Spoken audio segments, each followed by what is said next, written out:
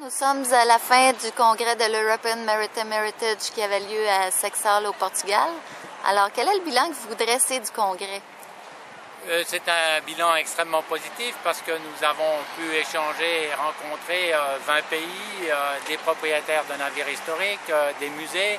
Il y a au-dessus de 19 musées, donc c'était un échange intensif au niveau des législations et de la préservation des bâtiments historiques en opération, c'est-à-dire qui naviguent. Alors c'est le principal critère de l'European Maritime Heritage, c'est de supporter et de valoriser le patrimoine maritime qui est à flot. Et donc c'est une organisation qui réunit des musées parce qu'il y a des musées qui ont des navires en opération où les gens peuvent faire des sorties dessus, et il y a beaucoup de propriétaires privés qui sont sous des bannières de régions, de musées ou alors de villes qui opèrent des navires comme ça parce que c'est un actif du patrimoine vivant, muséal et qui appartient aux populations des navires et effectivement plus globalement à tout le monde parce que ça a toujours été des bateaux qu'on fait de l'échange commercial.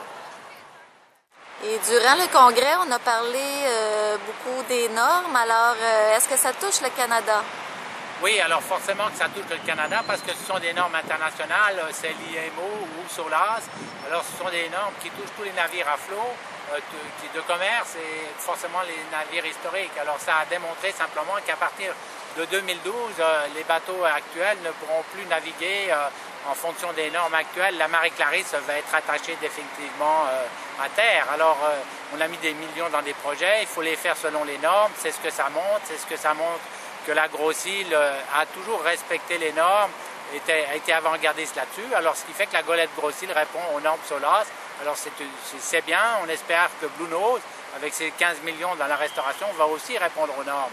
Parce que la difficulté de mettre un navire historique en fonction et que les gens aient le plaisir de naviguer, c'est de répondre aux normes. Et quand on répond aux normes, eh bien, ça devient un actif commercial fantastique pour générer des profits. Et alors c'est quelque chose qui vient dans l'assiette commerciale, c'est quelque chose qui fait qu'en Europe, ce sont des centaines de millions de dollars qui sont dépensés par des touristes en direction de ces bateaux-là. Alors c'est un attrait touristique majeur.